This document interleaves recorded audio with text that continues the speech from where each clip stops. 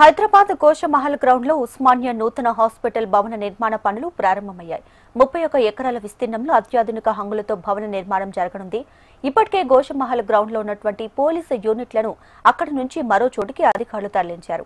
ప్రస్తుతం జేసీబీల సహాయంతో భూమిని చదును చేస్తున్నారు. దీనిపై లేటెస్ట్ సమాచారాన్ని మా ప్రతినిధి రజిత అందిస్తారు.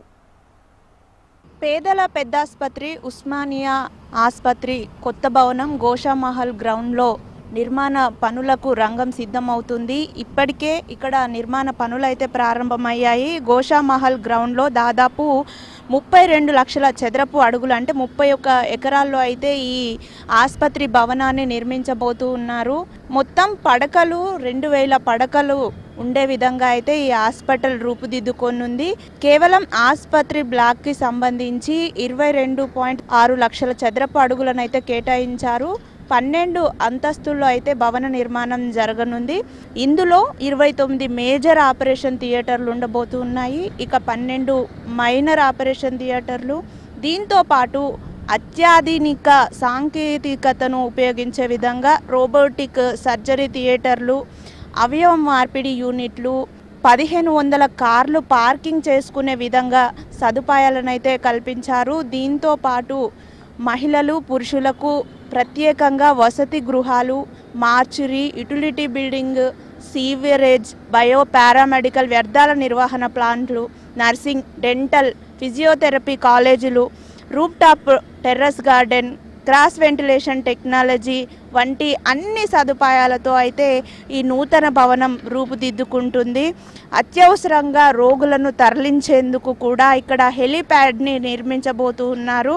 అయితే ఉస్మానియా ఆసుపత్రి గతంలో ఉన్నటువంటి ఆసుపత్రి భవనం ఎంతో ప్రాచీనమైనటువంటి భవనం. దాదాపు 106 ఏళ్ల చరిత్ర ఉన్నటువంటి ఆ ఉస్మానియా జనరల్ ఆసుపత్రి భవనము ఇప్పటికే అందులో ఉన్నటువంటి చాలా బ్లాకులు కూడా చాలా వరకు పాడైపోయాయి.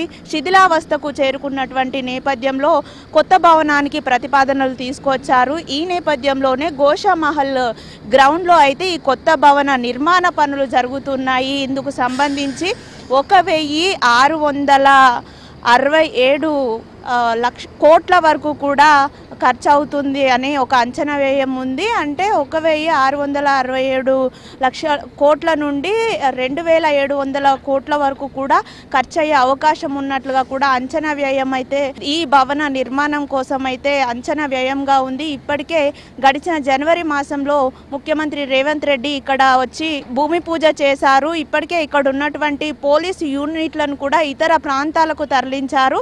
ఇక్కడ మనం చూడొచ్చు భూమి చదును కార్యక్రమం కూడా జేసీబీలను పెట్టి భూమిని అయితే చదును చేస్తూ ఉన్నారు. అయితే ఉస్మానియా ఆసుపత్రి 1866వ సంవత్సరంలో ఇప్పుడు అంటే ప్రజెంట్ ఏదైతే పాత ఉస్మానియా భవనం ఉందో ఆ భవనం దగ్గర అఫ్జల్గంజ్ హాస్పిటల్ ఉండేది.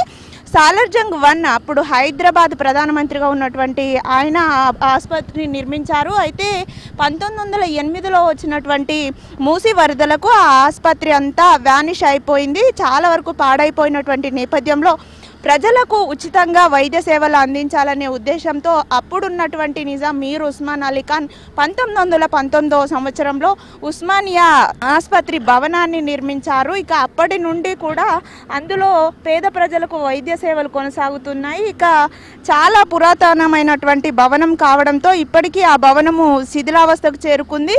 వస్తున్నటువంటి రోగులకు అక్కడ ఉన్నటువంటి వసతులు కావచ్చు, ఆ బిల్డింగ్ కూడా ఏమాత్రం సరిపోనటువంటి నేపథ్యంలో ఇక్కడ కొత్త బిల్డింగ్ నిర్మించే విధంగా అయితే ప్రభుత్వం నిర్ణయం తీసుకుంది. ఆ నిర్మాణ పనులకు సంబంధించి కూడా ఇప్పటికే పనులు జరుగుతూ ఉన్నాయి.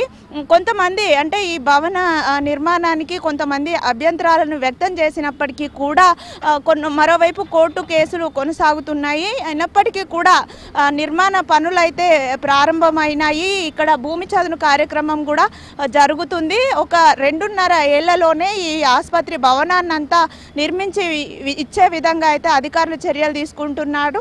మొత్తంగా పేదలకు అత్యాధునిక వైద్య సదుపాయాలు అందించే విధంగా ఈ ఉస్మానియా నూతన భవనాన్ని కార్పొరేట్ అంటే ఏవైతే ప్రైవేట్ హాస్పిటల్స్ ఉంటాయో వాటికి ఏమాత్రం తీసుకోకుండా నిర్మించడానికైతే వడివడిగా అడుగులు పడుతున్నాయి.